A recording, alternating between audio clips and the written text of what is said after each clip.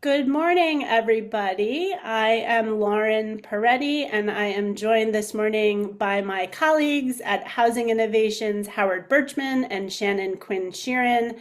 And we are part of the team that provides support to the Connecticut Balance of State Continuum of Care.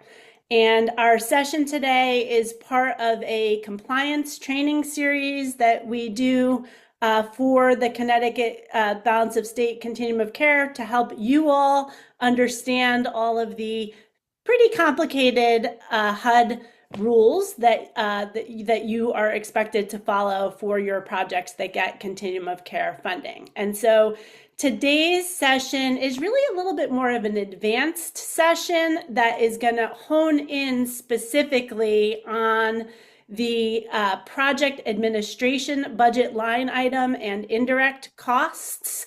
So the fiscal requirements associated with those two particular kinds of costs.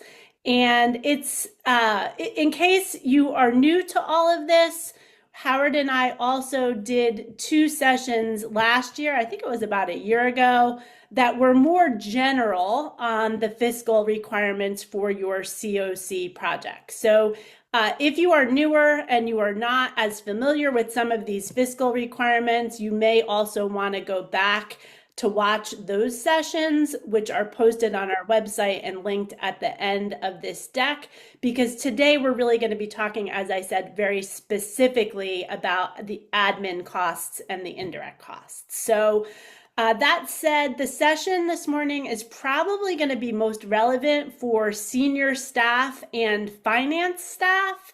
So if you are a case manager or other direct services person, and you are not really involved in either budgeting or fiscal compliance for your COC program, this may not be the most relevant session for you, but by all means, all are welcome. So choose to stay on or hop off as you see fit.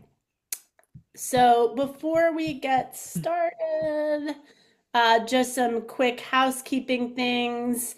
We love to see everyone's smiling faces. So if you are feeling camera ready this morning and you want to turn your camera on, that would be wonderful.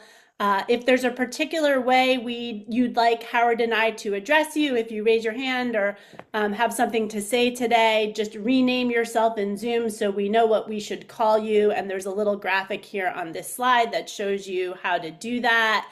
And as is always the case when we do these sessions, it's so much more interesting for everyone if Howard and I are not the only two people who are talking.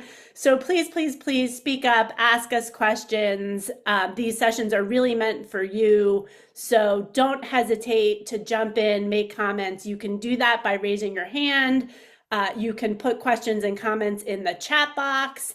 And you can also just unmute and talk at any time. So you do not have to wait for Howard and I to prompt for questions. If there's something that we have said that you don't understand, someone else or several other people in the room probably also don't understand. So please interrupt us and let us know.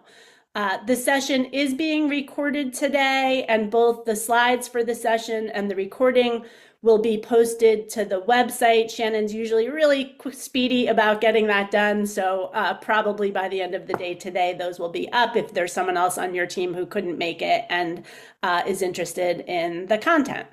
So we will try to avoid being mindful that some of you may be new and try to avoid lapsing into HUD speak and acronyms. But again, if we said something you don't understand, just let us know. And today's session, we're scheduled for 90 minutes. So we are going to be done by 11:30. I know I can stay on at the end in case we run out of time and there are questions that are still unanswered. And the contact information for our team is one of the last slides in the deck, and we are always available at any time to answer any of your questions. So don't hesitate to reach out. So in case you have audio trouble in Zoom today, this slide gives you the information about how you can join by phone. And before we get started, it's nice for us to see who's in the room with us today and for you guys to be able to see who among your colleagues has joined today. And we also just like to take these opportunities when we're together to learn a little bit about each other and our lives outside of work. And so please take a minute now, and in the chat box, people should be able to see your name already in Zoom, but if you are showing up in Zoom just as a phone number, you can put your name, the agency that you work at, what you do at that agency, where you are based, and then something that you are doing to enjoy the glorious spring that we are having. So I'll start. I already said I'm Lauren. I'm with Housing Innovations. I am based in Bucks County, Pennsylvania, outside of Philly. And something that I am really enjoying doing this spring that I was actually talking to my team members, Howard and Shannon, about earlier before you guys joined us, is a rewilding project that I have going on in my backyard. So I'm working on planting some native trees and trying to nurture a little small native forest in a section of my backyard, which I'm super excited about. So I will give everyone a moment to get some of what you are doing to enjoy this spring in the chat. So I see a lot of gardening going on. 3 cheers for gardening, getting outside, more fishing, also a lot of outdoor things here, hiking, just being out in the sun, enjoying the warmer weather. So walking in the neighborhood, family trips, so much good stuff, right? All that good energy, we're going to need it as we continue to try to slog along together with support from each other in these interesting times with HUD. So, all right, keep it going, the good energy in the chat.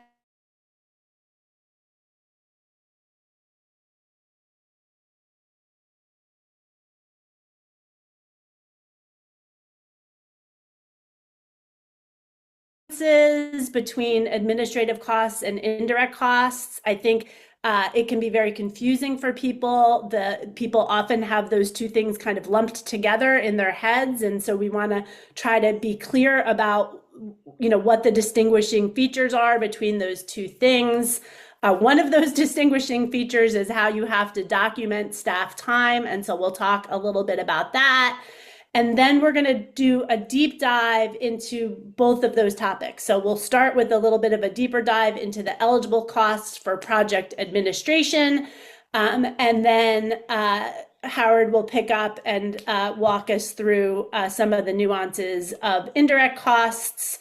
And then we will talk about some next steps and wrap up with some resources. All right, so this slide, like I said, we're going to go through a lot of details about these two topics during the session, but to start, this slide really explains some of the fundamental differences between the project administration budget line item and indirect costs. So when you think about project administration, right, HUD consider those to be direct costs. So they're things that can be, pretty clearly identified with a particular COC project. So an example would be you've got a housing coordinator and you are paying for that person's salary and benefits. And part of what that person works on is making sure that you're meeting all of HUD's environmental review requirements, right? So that would be an example of a direct cost. The environmental review is specific to that COC project. Indirect costs, on the other hand, are really more of kind of shared overhead costs that are benefiting multiple projects, multiple activities at your agency, and they're harder to assign specifically to a single grant. So an example there would be your agency human resources staff, right, that are working kind of across your agency, or your IT staff, right? And so another difference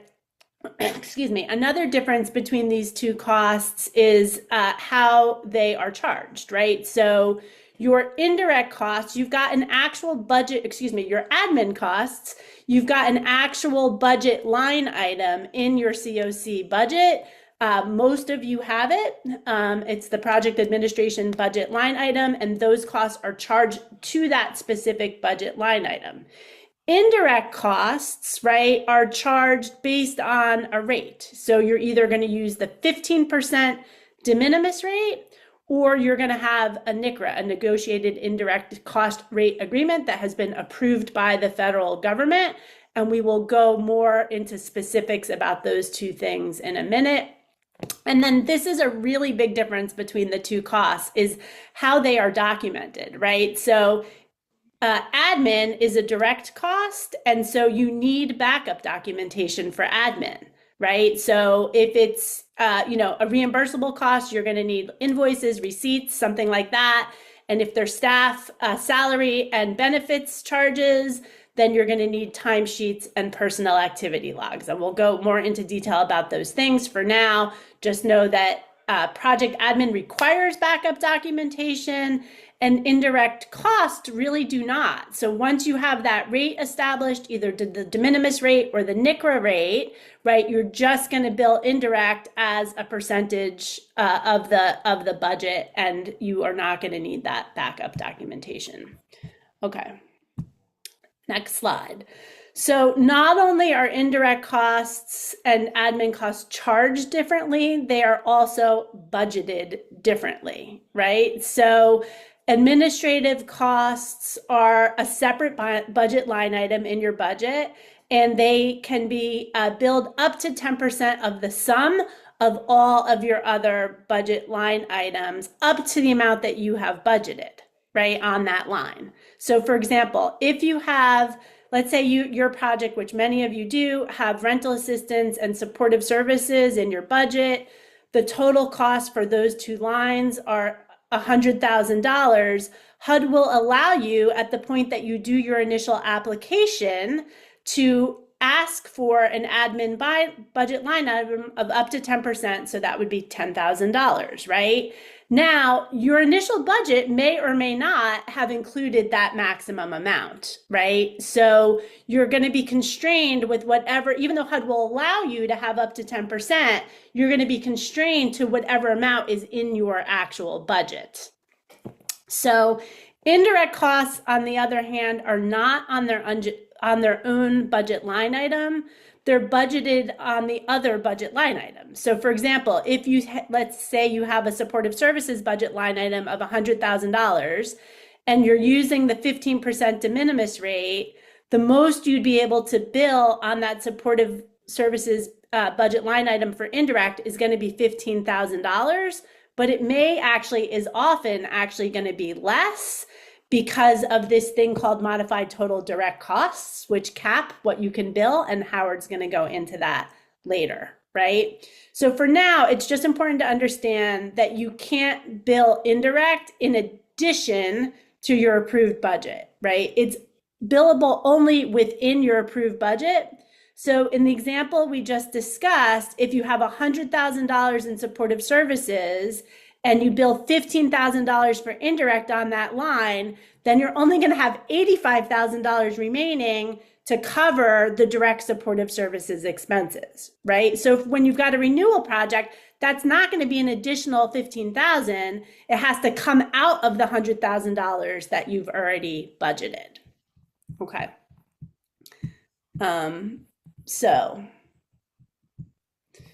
So this is just reinforcing that admin costs are direct costs, and therefore they require backup documentation. So they're based on actual costs that are incurred and that you have backup for. So again, invoices or receipts for reimbursable expenses, and then timesheets or activity logs for staff costs, and we'll get more into detail on those things. And then indirect costs are billed based upon a percentage of the adjusted direct cost. So that's where we start to get into the concept of modified total direct cost. And once that rate has been established, whether it's the 15% de minimis rate that you're using or the NICRA rate, you're going to bill based upon that rate without needing to have backup documentation. All right. So for admin, as I've said several times now, you can only bill based on documentation of actual admin expenses, either timesheets or personal activity logs for staff. So for example, if you're going to bill staff time to admin, it's unlikely that you're going to have a staff person who is only working on the admin budget line item and only in one project, right? So if you were to have somebody where they only work on one budget line item and they only work for one project, then all you need is timesheets. But in most cases, that's just not going to be the case. And you're also going to need something that HUD calls a personal activity log in addition to a timesheet. So, for example, if you bill time for training for your staff on how to do HQS inspections, you'll need some sort of documentation that that person attended, spent time on that activity. If you're also claiming an indirect rate in addition to admin, you're going to have to make sure that you're not charging the same costs to both admin and indirect. You can also only bill certain eligible expenses to the admin budget line item, and we're going to review what those expenses are shortly. All right. So this slide gets a little bit deeper into the concept that I just explained. So it walks through the backup documentation for staff time that's billed to the admin budget line item, right? So this is only necessary for the admin budget line item. So as I said, if you've got someone that's working on a single project or a single budget line item, all you need is timesheets for that person. So let's say you've got a large COC project and you have a very part-time compliance person, and that person spends 100% of her time doing compliance work only on that project, then she's only going to need a timesheet. That is a very unlikely scenario in your projects, right? It's often because the admin budget line item is small for most of these grants. And so it's often not going to be the case that staff are working on just one project and just one budget line item. They're going to be working on multiple projects and or multiple budget line items. And so, for example, if you've got a compliance staff person and she's working on compliance across multiple grants, right? Or you've got a housing coordinator that is both doing housing quality standard inspections, which is a rental assistance expense, and they're also doing an environmental review, which is an admin expense. Then in addition to needing a timesheet, they're also going to need a personnel activity log. So, which is kind of burdensome. We're going to look at an example in a minute. You can avoid that burden when it's feasible by having staff just working on one COC project and one COC budget line item. Or in the case of admin, because that's usually not going to be feasible for you because the line is going to be too small. You can avoid this by charging only reimbursable expenses to that line item, right? So if you had, audit expenses, accounting expenses, legal costs, things like that, then you don't have to document staff time because you're only charging reimbursable expenses to that budget line item. But when that's feasible, when it's not feasible, you're going to need to have a personal activity log. And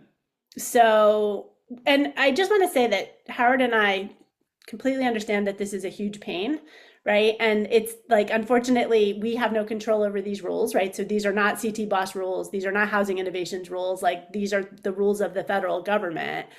And I also just want to acknowledge, right, that in some cases, your admin budget line items are this big, right? We see COC projects that have an admin budget line item of $2,000, right? So in some cases, because that line is so small, right, the compliance risk is also very small. And your agency may decide, all of this stuff, this compliance stuff is always risk management. And so you may decide that the effort of being 100% in compliance on this is simply not worth it, and that it's just not feasible for you to do this for such a small budget line item. Okay, but that said, especially when you're talking about larger grants with larger budget line items and therefore increased recapture risk, where you've got people who are working on more than one COC project and or more than one budget line item, you're going to want to do something that looks like this, or this is an example of something that could meet the requirement. And so this is a sample personnel activity log. It's linked on our website. It's an Excel spreadsheet. Feel free to go down to click on the link down at the bottom of this slide and download it if you think it would be useful for you. And here we've got a staff person. Her name is Jane. And basically what she's doing is she's saying, on each day that she works, what project she worked on and what specific budget line item she worked on, what the eligible task was that she did on that budget line item, and how many hours she spent on that budget line item. So it doesn't necessarily have to be this for supportive services. It might be your case notes that you're using instead of something like this, but it is possible when you get monitored, HUD will ask for this kind of backup documentation for any staff that are working on more than one project and or more than one budget line item. All right, so let me rearrange my windows here. So, and again, you're having this backup documentation in case HUD asks for it, right? So generally, HUD is not requiring that you submit this kind of backup documentation when you are drawing down from ELOCs, but they may ask for it if they come and monitor you, right? So when you're doing an ELOCs drawdown, you want to make sure that you have the backup documentation in case you need it. So you're going to always want for those ELOCs drawdowns to have, some sort of worksheet that shows, details what the costs that are included in the amount that you're drawing down were. And then for each of those costs, again, receipts or invoices, if they're reimbursable expenses and timesheets, and then if needed, this personal activity log or some sort of record that supports the staff salaries and benefits costs that you are drawing down. And then if you're using a NCRA, you want to make sure that you've got an approved NCRA agreement with the federal government. And if you're using de minimis indirect, you want to make sure that you have claimed that on your project application, which we will talk more about later. All right, I'm going to pause and see if there are any questions, and if not, we are going to go into a poll to review some of what we've talked about already. I see there's one hand up. So who is that with their hand up? It's Kathy Zoll. So if you have something like audit, this is a really good suggestion about the admin line, but you have an audit that covered several different grants. Can we just use like some method of allocating that audit cost to our admin line, like size of contract, and then just keep that as our backup documentation? Yes, that's a good example, Kathy. Yeah, it's weird the way that HUD does this, because audit is obviously a cross-program expense, but it's named in the COC rule as an eligible admin expense. So yes, exactly, some sort of allocation methodology like you just described would work. Any other questions? Okay, I'm going to move us on. I think Shannon is going to launch a poll for us. While she's working on that, I will just start reading through the questions. So this is a true or false poll. So the first question is,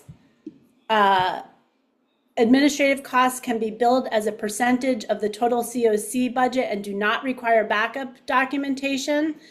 The second is agency-wide compliance, staff reviews, client charts, agency-wide compliance staff reviews client charts and provides tools and guidance to a staff in a COC and other projects. A timesheet suffices as backup for charges to the admin budget line item.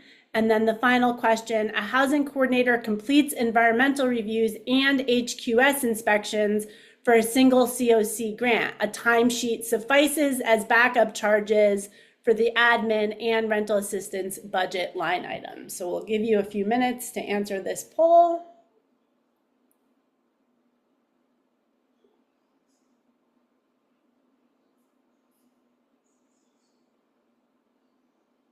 Looks like 38% participated. We'll give a few more seconds.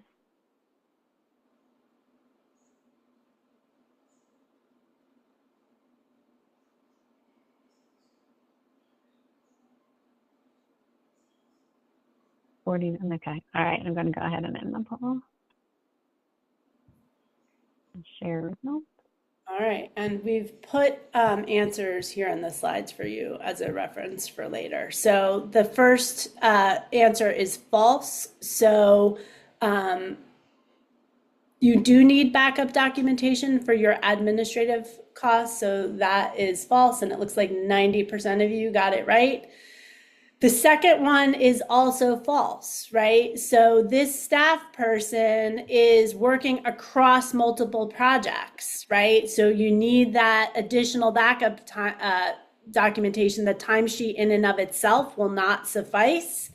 And then lastly, this is also false, right? So this person is working on two different budget line items. They're working on the rental assistance budget line item, and they're working on the admin budget line item. Is that right? Who's environmental reviews and HQS inspections? Wait, a housing coordinator completes environmental reviews and yes, so it's rental assistance and admin. So it is in fact false. Questioned myself there for a minute. All right, next slide. So I said earlier, we're going to dive more deeply into admin and eligible costs now. So as we have been talking about, HUD considers the administrative costs to be direct costs. And so you've got to be able to demonstrate, you can't just bill it as a percentage of your budget. You've got to be able to demonstrate that you actually spent those funds on eligible activities. So, and these are the eligible activities that HUD specifies in the COC program rule. And admin is just like any other direct line. HUD is specific about what's eligible, and you can only spend the funds, the admin funds, on what the COC program interim rule says are eligible. And those are the general management, oversight, and coordination for your project, and we'll detail that on the next slide. Costs required for administration of the program, so that can include things like renting or purchasing equipment that you're using in the program. It can include insurance and utility costs and office supplies and rental and maintenance of your office space. It includes training, but only when that training is specific to COC requirements. So for example, today, this is specific to COC requirements. The time you spent here today is billable on the admin budget line item, but other kinds of training that are not specifically about COC requirements is not an eligible admin or supportive services cost in the COC program. Environmental review, we talked about that earlier. And again, the costs cannot exceed 10% of the grant, but in many cases, your eligible costs are going to be less because you've got less than 10% of the grant in your actual approved COC program budget. All right, this slide goes into more detail on what constitutes general management, oversight, and coordination.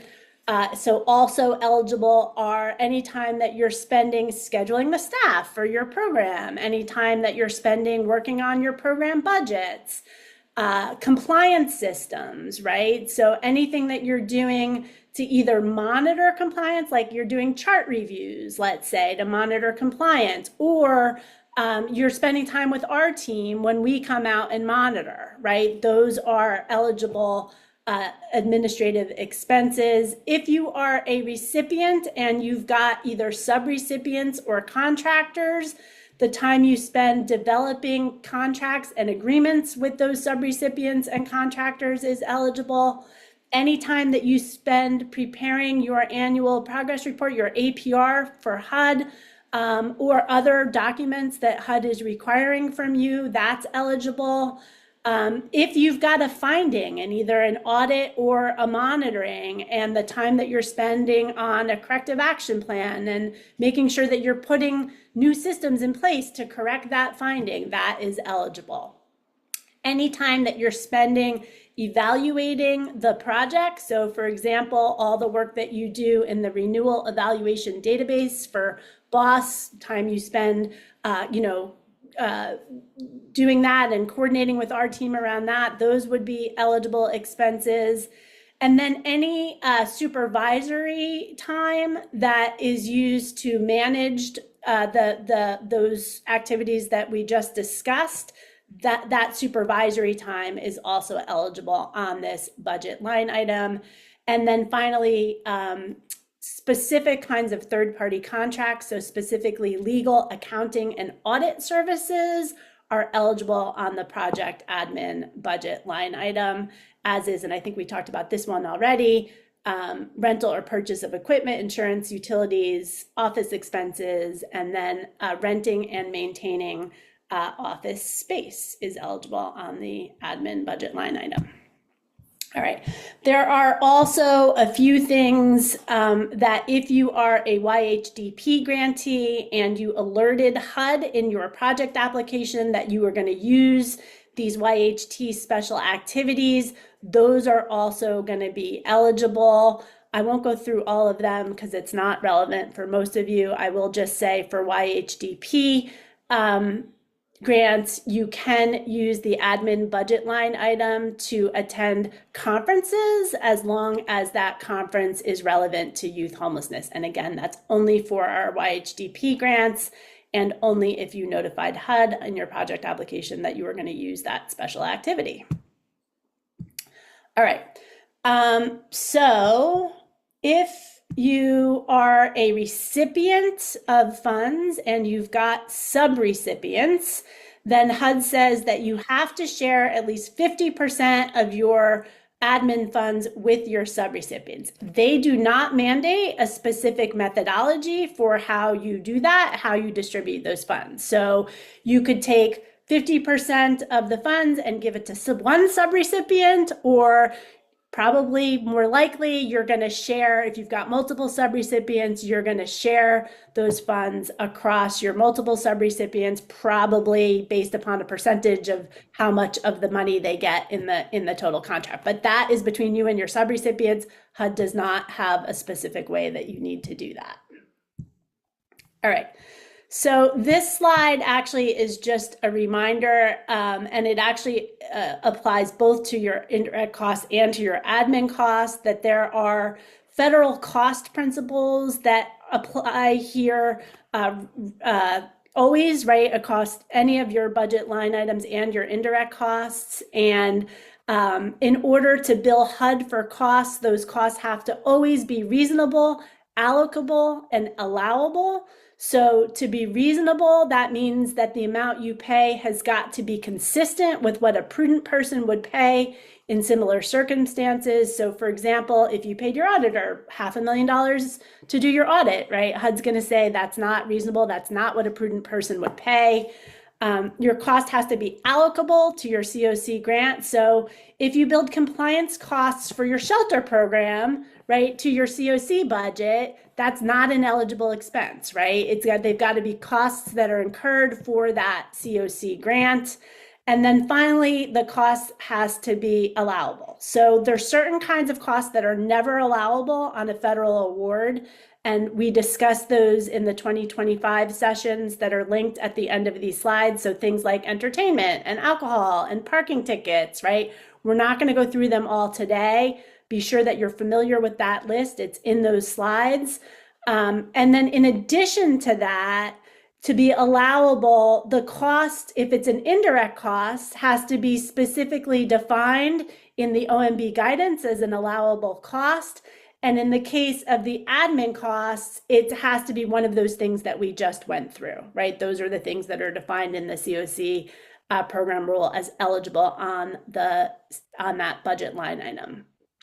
And again, they also have to be on your project's approved budget. So if your budget doesn't include an admin budget line item, then you can't bill admin costs to HUD, even if those were eligible costs. I think almost all, if not all of you, have at least a small admin budget line item. All right. So I'm going to pause there quick to see if we have any questions before I start to talk about indirect costs.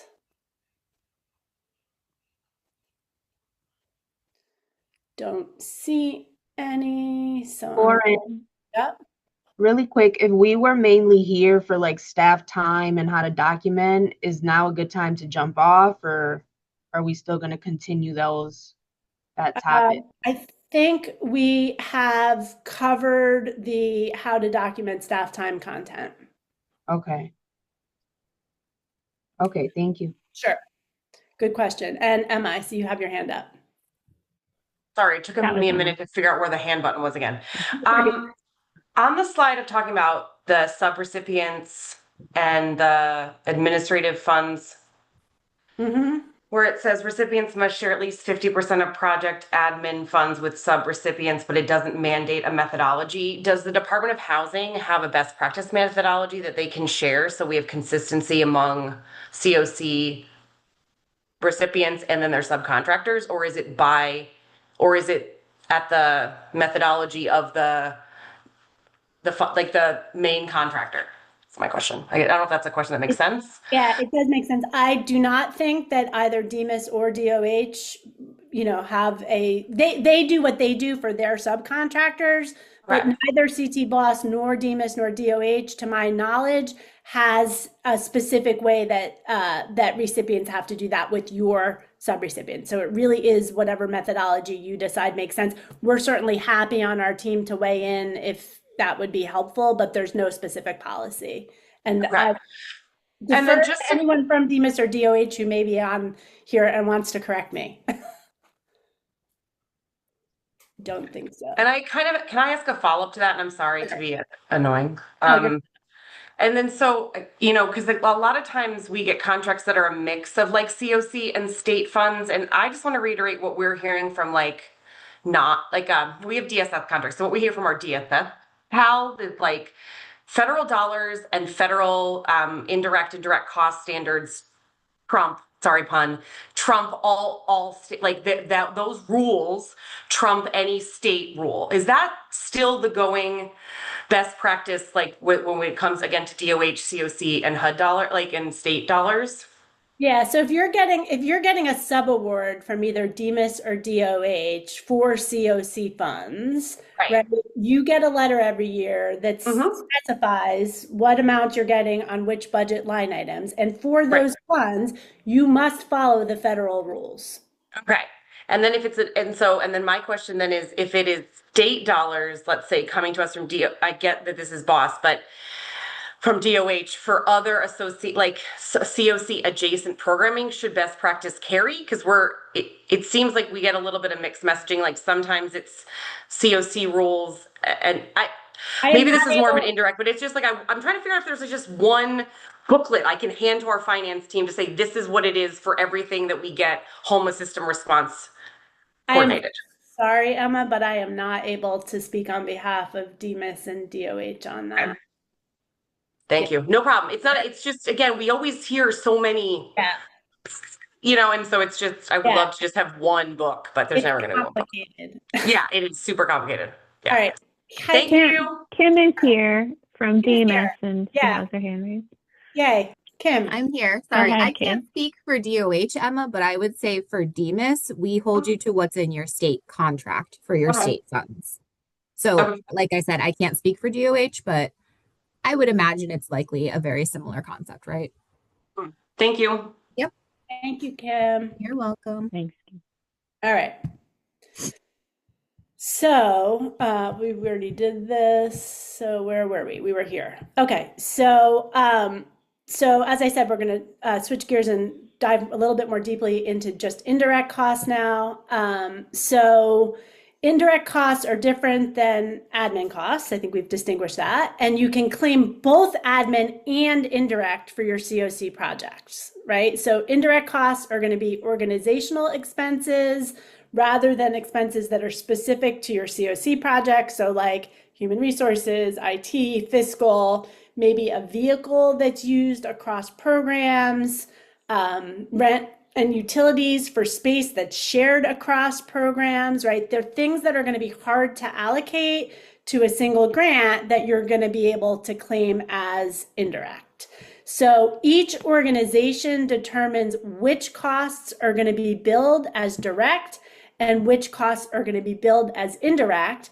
And once those costs are classified either as direct or indirect, you've got to treat them consistently. So you can't bill the same expense both as direct and indirect. Some expenses you are eligible on either, so you've got to decide whether you're going to bill them as direct or as indirect expenses. All right. So all recipients and subrecipients are able to elect to claim indirect costs. And you have to do that in your project application that you submit each year in eSnaps. And you do not want to do that if you are yourself are not from your fiscal unit, but you are the person that does the eSnaps application. Do not claim indirect costs without talking to your fiscal department, because claiming indirect costs has implications for all of your agency's federal awards, not just your COC programs, right? So you're gonna either need to claim on you can say you're not claiming indirect costs. These are your options on the project application. Or you can say you're claiming the 15% de minimis indirect. It used to be 10%, now it's 15%. Or you can, if your agency has an approved NCRA, you can claim that approved NCRA. So you're gonna need to talk to your fiscal office to determine which of those three things you should do on your project application. If you've got a NCRA, you're gonna have to claim the NCRA rate that is in your approved NCRA, and you're gonna have to put information about that on your project application. All right. Kathy has a hand raised. Hey, Kathy. So sometimes I thought maybe it's not BOSS. We get an indirect rate that's lower than the de minimis rate. It says no more than 7. So is that, then we're limited, I assume, to whatever. Yeah, that was an old thing that you're thinking about. Okay. Like a bunch of years ago, BOSS limited the admin rate, not the indirect rate, to 7%, but that cap has been removed. So there is no limit imposed locally on either indirect or admin.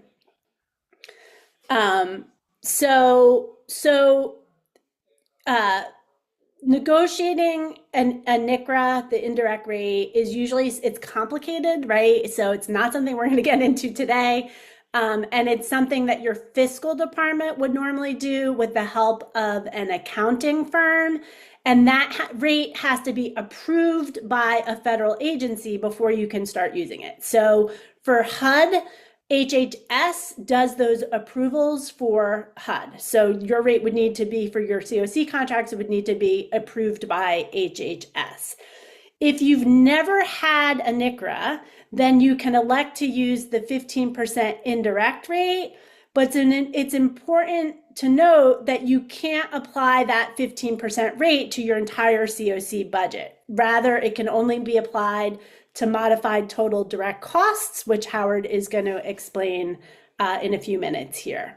So, and then you can continue, if you're going the de minimis rate because you don't have a NCRA, then you can continue to use that de minimis rate indefinitely, right? So HUD doesn't say you can only use it for 3 years and then you've got to get a NCRA. You can continue to use it indefinitely until you get a NCRA.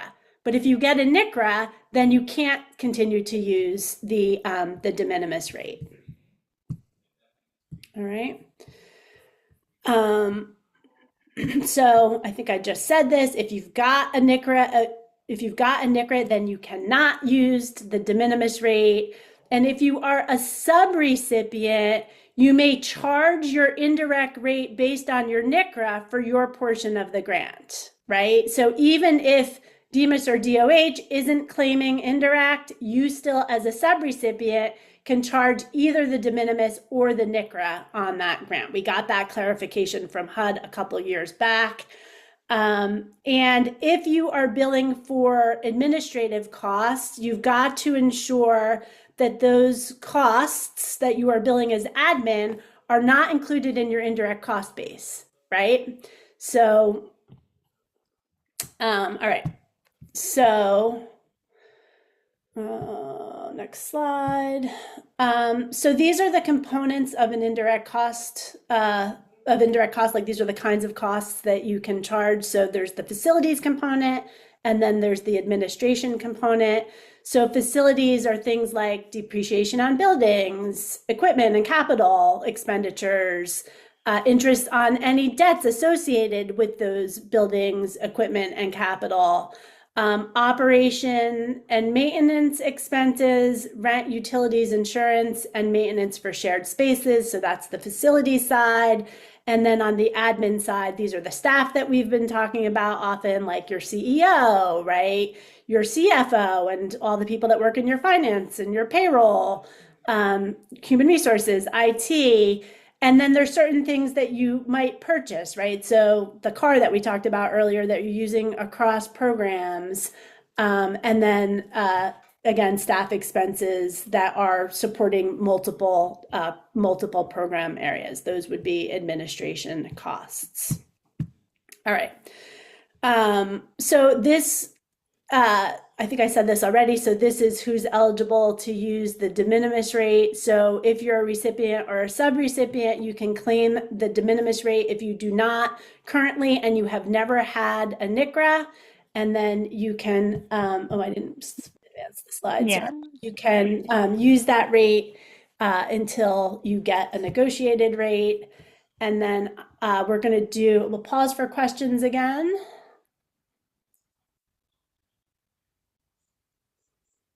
All right, we're going to do a quick poll, and then I'm going to turn it over to Howard, and he's going to tell you more than you ever wanted to know about modified total direct costs and other nuances of indirect rates. While Shannon is getting that poll launched, I will review what the questions are. So which of these is not an eligible project administration cost? So you can choose all that apply. So developing systems to ensure compliance with HUD requirements, salary expenses for case management supervision, and preparing an APR. So again, you're selecting which is not an eligible cost. And then which of these statements is true, and you can choose as many as you think are true. So grant recipients cannot disallow subrecipients from charging indirect. An agency with a NICRA can opt to claim the de minimis rate, and a recipient must share 50% of the admin BLI equitably among all subrecipients. We'll give you a couple of minutes to do the poll.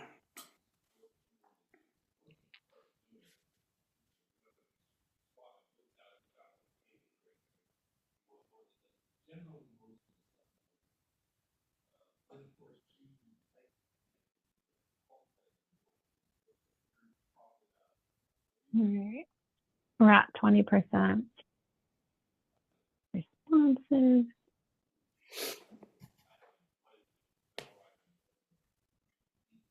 They're really good questions that take some time to answer.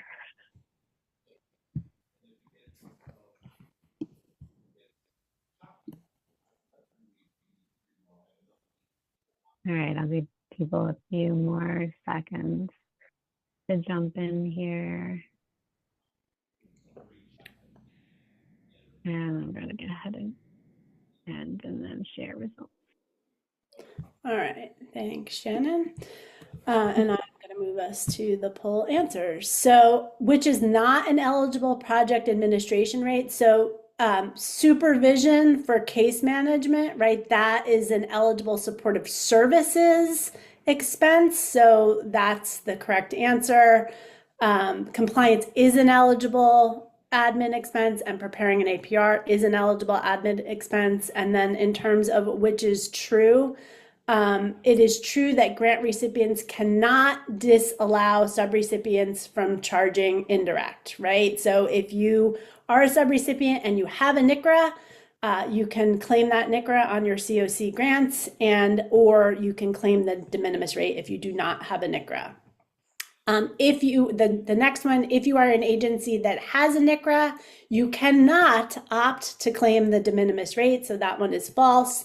And then oddly, a subrecipient does actually not need to share. They do need to share 50% of the budget line item, but it does not necessarily have to be equitably across all subrecipients. So that is false.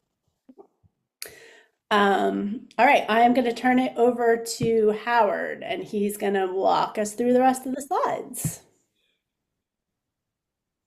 That must be me. Hi, everybody. Good morning. How are you doing? A pleasure to be with you today. It's kind of a dreary morning, very dreary where I am. Probably a good morning to curl up with a book, but that's not what we're doing. We're curling up with indirect costs instead. So we'll try and make it as interesting as we can.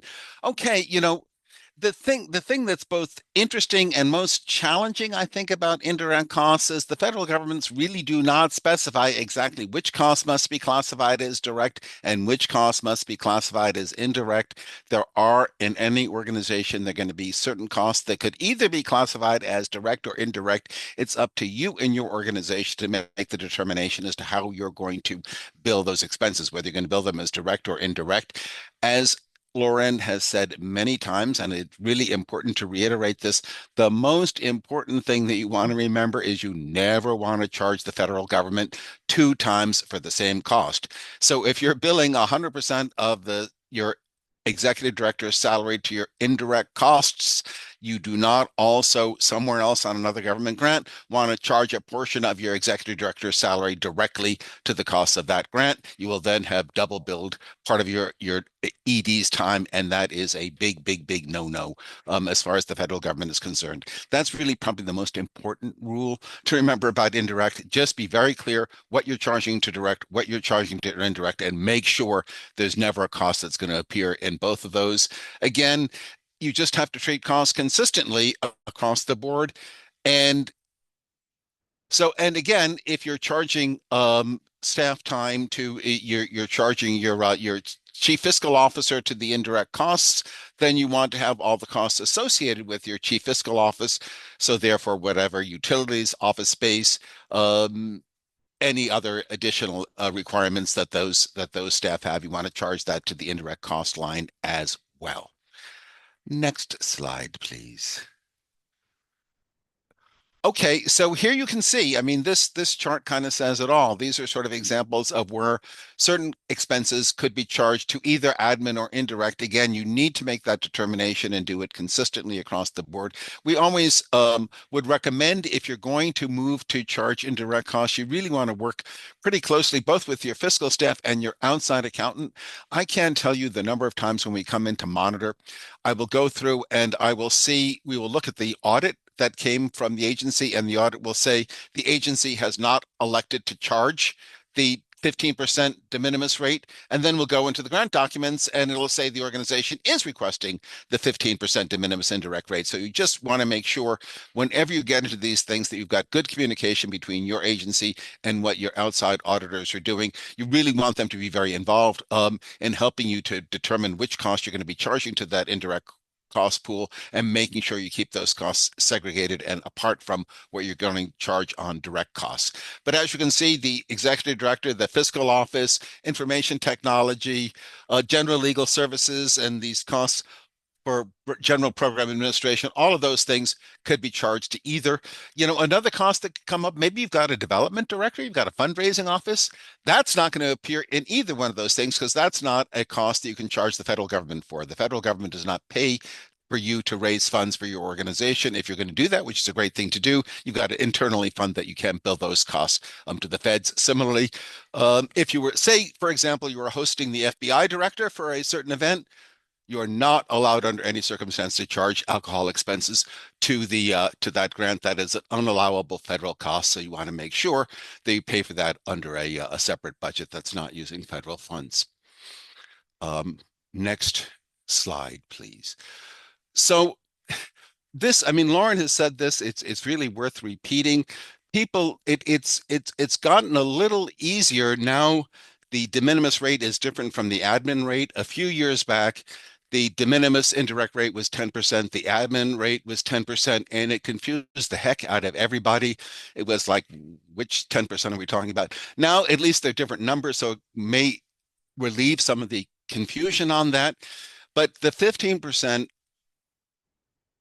de minimis indirect rate is charged, as Lauren said, against total modified direct costs. That is a subset of all the costs that are going to be in your COC budget. Virtually every COC budget is going to have costs in there that you cannot charge indirect costs on.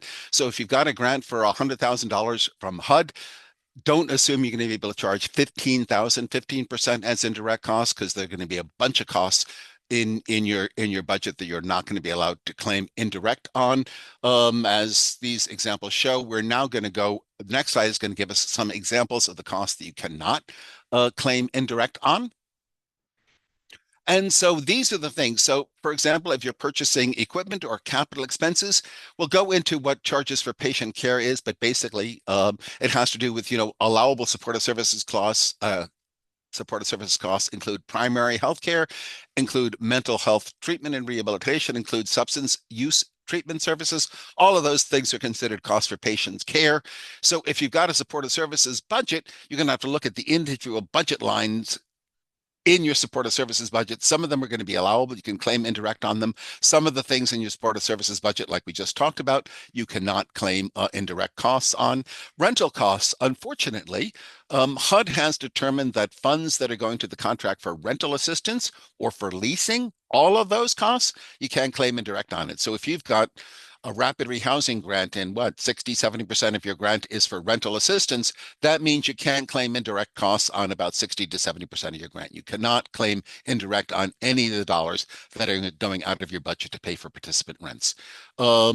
Tuition reimbursement, which you don't run into all that time, but it's another allowable. Scholarship and fellowship, we don't run into that much. Participant support costs, we'll go into a little more detail, because things like food, other expenses like that are eligible supportive services, those are considered to be participant supports costs, so you can't charge indirect on those either.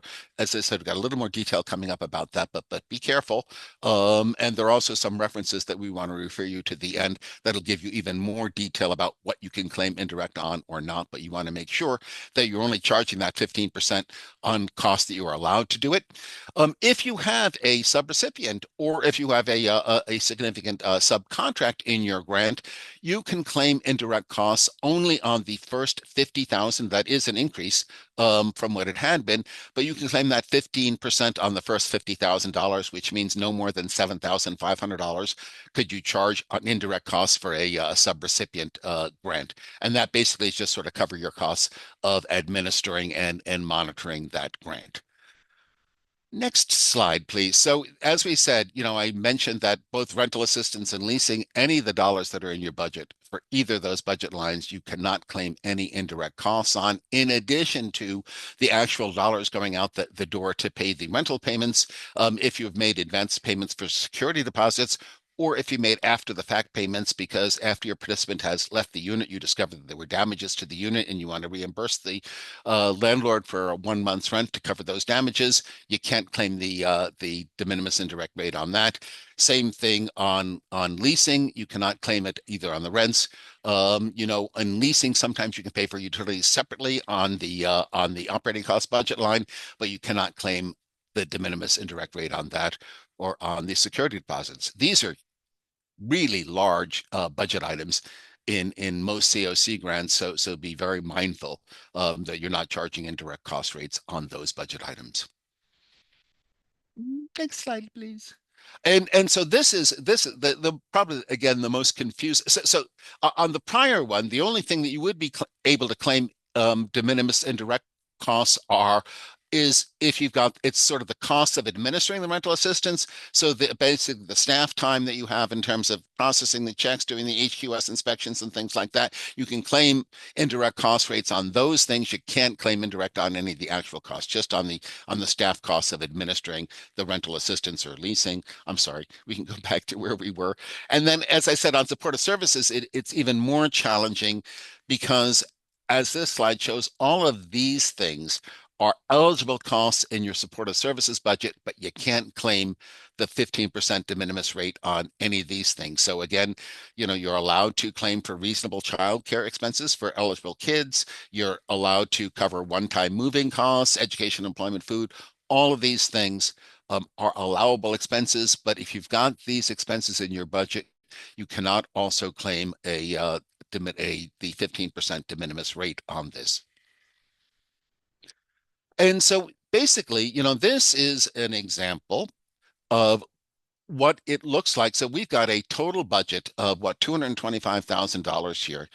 And what we're trying to show you is that really the only eligible administrative costs of that $225,000, or the bottom line here, are this $17,250, which is a lot less than 15% of the total grant.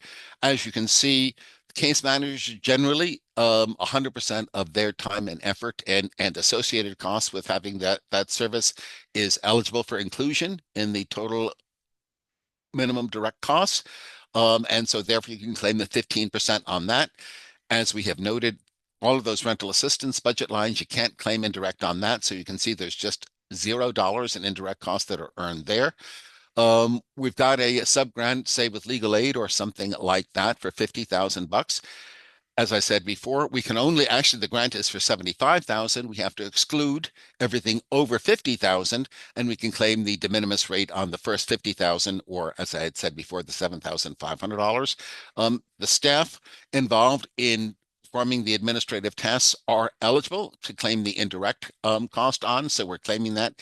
And as you can see, at the end of the day, we've got $17,250. Now, a couple of things. If this is a new grant, you're proposing a new project, and there are going likely to be opportunities to propose new projects in the upcoming 2026 NOFO. Under those circumstances, and you are going to claim indirect costs, we strongly encourage you to budget in your total budget those indirect costs, so you will able to have not only all the costs to provide the direct services, but you will also be able to reimburse your agency for the indirect costs. And you basically would do that on each one of those budget lines when you're preparing your budget to HUD, when you're doing the supportive services budget, on where we've got eligible budget lines, like under case management, you would basically say this, you've got 0.85% of a case manager, and you say plus indirect costs of $7,500 on that line, and then you make that explanation to HUD as to how you're going to be budgeting it. If it is a renewal grant, it's more challenging because your budget lines are not going to change. They're not going to get any larger. And so while you can be eligible to claim the indirect costs, there might not be enough room in the budget for you actually to be able to get those costs recovered. We'll talk about some options you have in those circumstances, but since we are going to have a new application round coming up pretty darn soon, I really want to make sure that we have in your minds the thing, if you're going to apply for a new grant and you want to claim indirect costs, you really want to budget that in fully at your initial grant thing. Otherwise, you won't be able to do it afterwards. I think we've made this clear too, but I want to reiterate it now. If you're applying for a new grant, don't say, oh, I want to claim indirect on that because it's going to have a bigger budget and I can include the cost, but I'm not going to claim it on my existing ones because the budget's too limited. No, you can't do that. Once you've decided that you're going to claim indirect costs at the de minimis rate, you have to consistently claim them for all federal grants that you have. I mean, not only with HUD, but if you contract with other federal agencies, you're expected to claim those indirect costs as well on all. You have to treat all federal grants consistently. So please be aware of that. Don't think, oh, there's an opportunity coming up in this new project application, let's get the indirect there. If you go down that route, you really need to go down that route for all of your federal activities. So bear that in mind. Next slide, please. Where should you? Okay. Oh, I see. There, these are both questions and answers. Good. That makes it easier for everybody. So again, the where should you charge these indirect costs. So if you got a transactional cost of processing rental assistance costs through the organization's fiscal office, you bill the cost of rental assistance on the rental assistance budget line. Remember, not only the cost of issuing the checks, but doing the housing quality inspections. If you've got kids on younger children in the unit under the age of 6, and you have to do a visual assessment for lead-based paint, you want to charge the expense of doing that to the rental assistance budget line again. The chief technology officer, you would charge those proportionally across your budget line items. Same thing again, budgeting the COC grant, those overall administration grants, you want to proportionally charge those across all. If it is a expense for supportive services, the vehicle transportation, for case managers, that is a supportive services cost, that would be transportation. And then finally, if you've got a office setup where clients can come in and wait and visit with the case managers on site there. Basically, this facility space associated with doing that would be billed to the supportive services cost. Next slide, please. And okay, so this is very important. The only way you can claim indirect costs on a HUD grant is when you are, and HUD has changed this a little. If you have not been into HUD's grant application process, eSNAPs, they've asking for more information about indirect costs than they have had previously. First, when you are doing your applicant profile, in your eSNAPs application, there is a new screen in that applicant profile, which is asking whether or not your organization intends to claim indirect costs. If you intend to claim indirect costs, you've got to remember to go into your applicant profile in eSNAPs and complete that screen and say that, yes, you intend to do it. Then when you get to your individual project application, it's going to once again ask you about that. If you said no in the applicant profile, it's not going to let you add in indirect costs. So you've got to make sure you go back to the applicant profile and do it. And then when you get to the budget screen, the first budget screen, it's going to ask you right at the top of the screen whether or not you intend to claim indirect costs. If you say yes, it's going to ask you subsequently, as they do in eSNAPs, and answering one question usually gives you the opportunity to answer more. In that case, it'll ask you whether or not you intend to use the de minimis or you intend to use a negotiated rate. As Lauren has indicated, if you intend to use the de minimis indirect, you just check the box indicating that you do. If you've got a negotiated indirect cost rate agreement, you've got to attach that agreement to the application. Among the reasons, well, first, those agreements are always unique to your organization, so HUD is only going to know what the terms of that agreement are as if you attach it to the thing. Also, unlike the de minimis, which always uses total modified total direct costs, when you're using a negotiated rate, it's part of those negotiations is going to establish what it is that you can charge indirect cost rates on. These vary by organizations. Sometimes it's based on modified total direct costs. Other times it could be, I've seen negotiated rates that include all direct costs and have no exclusions as the modified total direct costs do. So you really need to attach that agreement because it'll show what it is that you can claim indirect costs on. The other thing it's going to ask for in your COC application is what are the direct cost base that you're going to be charging the indirect cost rates again. So you go on to do an example of the calculation that we did on that earlier screen and basically come up with an estimate of the total cost that you're going to be claiming indirect costs again and against. You want to show that in your application to HUD. People on more than one occasion get that wrong. They don't put the right number in. When we review these applications, we'll try and correct that for you. But remember, the only way you're going to be able to successfully claim indirect costs is if you indicate that it is your intention to do so as part of the application, and then basically when you come to the technical submission phase of the grant agreement, once again provide additional detail to HUD on your use of the indirect costs. Next slide, please. Okay, now this is we talked before about the scenario where you've got an existing renewal grant. Maybe you weren't previously claiming indirect costs. You didn't budget when you originally did the cost to include those indirect costs in your total budget. Therefore, you've got $100,000 grant. You spent it all on rental assistance and supportive services for your participants, which is great, which is exactly what you should do. But now, you were entitled to $8,400 in indirect costs, but it's all spent. There's no money for it. However, the fact of the matter is, you were entitled to those funds, which means the federal government owes you those funds. You've earned those funds. And so therefore, since they are not able to pay you those funds because there aren't funds in the budget, it means that you've made a matching contribution to the grant because there are expenses that you were entitled to be reimbursed for. There weren't funds sufficient to reimburse you. So you can claim those costs as part of your matching expenses. And in some grants, that can be very useful because some recipients do indeed are challenged in coming up with sufficient funds to meet the match. If you're entitled to claim indirect, you're not able to claim them, you can claim those unrecovered indirect costs as part of your match, which can make life easier for you. But however, you need to indicate, upfront to HUD that is your intention to do that. And HUD basically has to approve, but as long as you've indicated to them upfront that you intend to do that, and they have executed your grant, that will constitute approval for them, and you can claim those unrecovered costs as part of your matching funds requirement, which can be very useful. Next slide, please. Okay. Yep. So here it is. This is basically how we're going to, when you're doing that application, if you want to use those unrecovered indirect costs and apply it towards match, you really want to put it in those match details. So you're right up front to HUD that this is your intention to do that. And again, when HUD funds that grant, since you have clearly informed them that is your intent to do it, you'll be good and you'll be able to use those to meet some of your matching funds requirement. Next slide, please. Yes. So the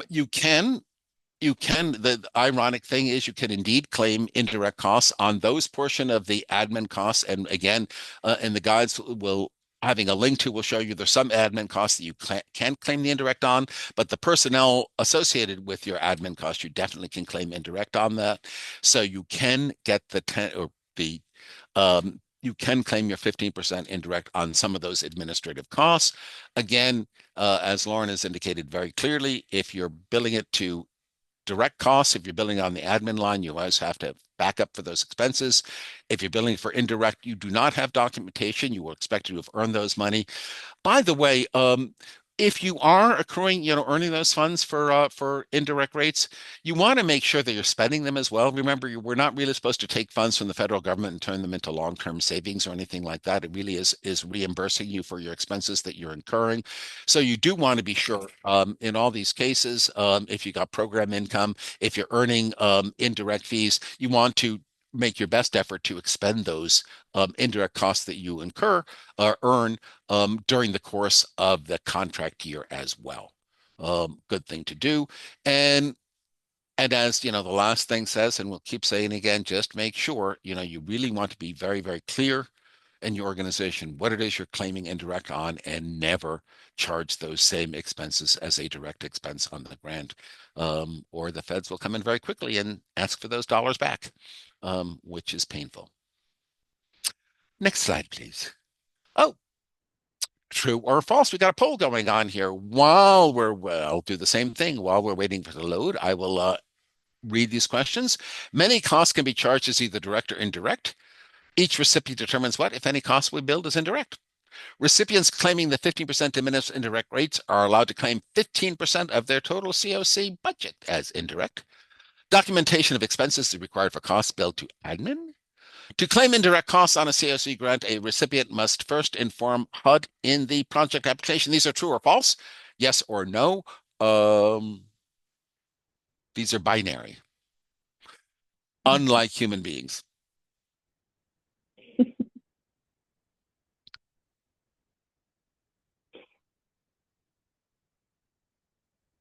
All right. Moving along, about 20% here.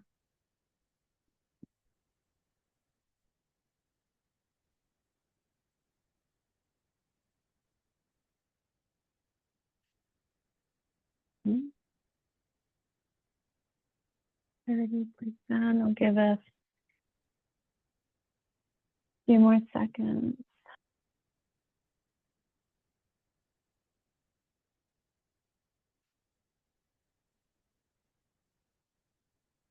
And go ahead Okay. and share results. Okay.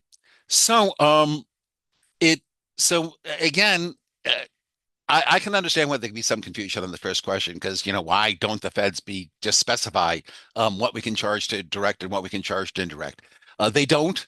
They don't because they believe that every nonprofit organization is slightly unique, somewhat unique, and establishes its own policies. So they do not. The answer to this one is true. Cost can be direct or indirect. It really is up to your organization to classify those expenses working with your outside auditor. As we said several times, if you're claiming the 15% de minimis, it's based on modified total direct costs. As we indicated, there are a lot of costs in your COC budget that you can't claim those indirect costs on. Most notably are going to be the housing assistance, the rent or the leasing assistance. You have to, if anything that's billed to the admin cost line has got to have backup associated with it, timesheets, receipts of other things like that. You need that. And again, if you want to claim indirect costs, you have to indicate as part of the application. Like I said, the first thing now that since they've changed it, the first step in doing it is go into that your organizational applicant profile.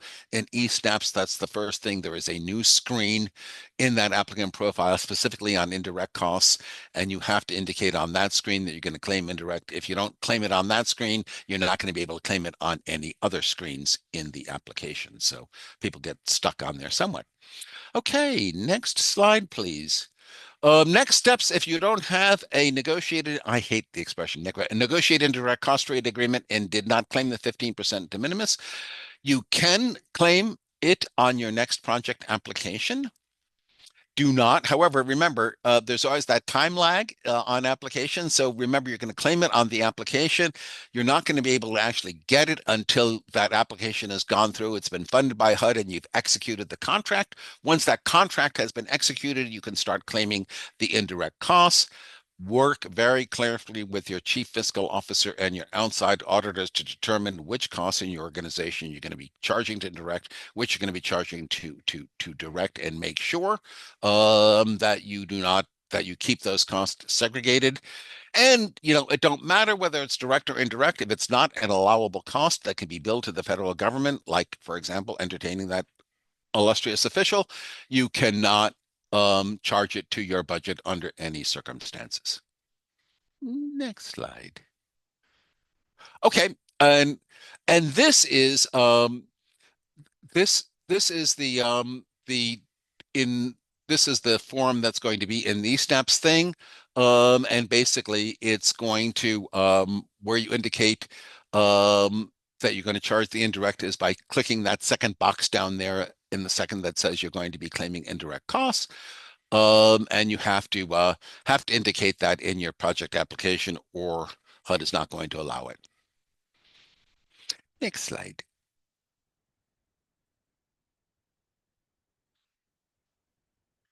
Yes. Well, it's so basically, remember, so you're going to, as part of the application, you're going to be expected to say you're claiming the indirect cost rates, and then you're going to also be expected to do a projection as to what that indirect cost base is. You want to make sure that that base is accurate based on modified total direct costs. You don't want to, and you can't claim indirect costs on anything that is not included within the modified total direct cost base. And it really works better if you show that correct base in your application to HUD the first time. I mean, I review lots of applications. I don't often see that correctly calculated.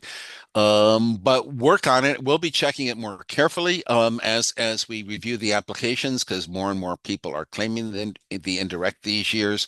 But again, follow the principles that we said before. Don't ever claim indirect on items that are not included in the modified total direct cost base. Don't ever, charge indirect on expense that you've always also charged indirect, and do your best to do those correct calculations. But as long as you follow those two other rules, you'll probably be okay. You will be okay with HUD. Next slide. Okay. So we've got links to prior fiscal trainings that we've done. Always good to have a refresher. We know that, staff change in organizations from time to time. And if you've had some staff changes, these rules are really specific to these programs. So it'd be useful for those new staff to review it to make sure they're familiar with these very specific HUD rules. And so here are the slides and the recordings if you need them. And okay, here are basically all the things that you could be looking for. It's, HUD provides information in several different things. Of course, there are the regulations, which is also called this interim rule. Then, in addition to the HUD regulations, the Office of Management and Budget, which oversees sort of fiscal activity for all federal agencies, has its own uniform administrative requirements. We used to call them as OMB circulars. If you've been around for a long time, we used to talk about A133, A88, A78. We don't talk about this anymore. Now it's 2 CFR Part 200. They've all become part of the super circular. Then, in addition to that, HUD does issue these notices, which provide, some further guidance on the program. They're linked to them here. There are also a way for you to ask a question to HUD. That's the ask a question link there, the AAQ. And then when they frequently get lots of questions on a topic, they will publish it as a frequently asked question. So you can find under the it can be challenging to find the exact frequently asked question, but under frequently asked questions, we further HUD guidance. And then, the YHDP, the Youth Homelessness Demonstration Program, for those who are fortunate enough to be a recipient under that, HUD has modified a lot of the regular COC rules for the Youth Homelessness Demonstration Program. So here are information about sort of the modifications and requirements for the YHDP program, which is somewhat different. So a lot of resources there. And then we at Housing Innovations are around, and we certainly welcome you to send us questions and things like that, where if you need to know where the resource is, or you just are challenged by one of these things, don't hesitate to reach out to our team, and we'll do our best to answer your question as well. Next slide. Or you going to say something, Lauren? Please. Really quick. The other thing is that Connecticut is actually quite blessed to have a good working relationship with the field office. So we definitely encourage you, before you submit something to AAQ, try to get the response from your CPD rep first in the field office, or from Phil, who's the who oversees those CPD reps. They have generally been very responsive to questions that we have submitted and are a great source of accurate information. So start there.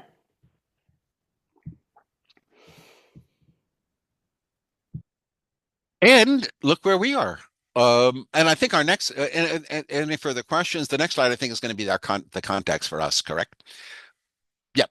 And so again, as I said, we are always available, but we've got just a few minutes left for any further questions that you might have.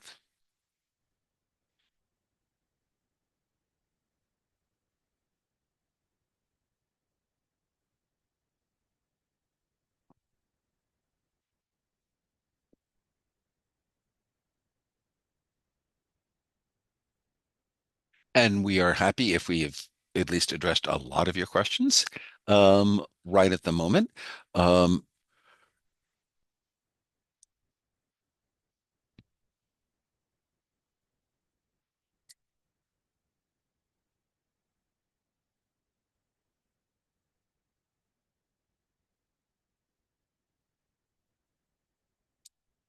Okay.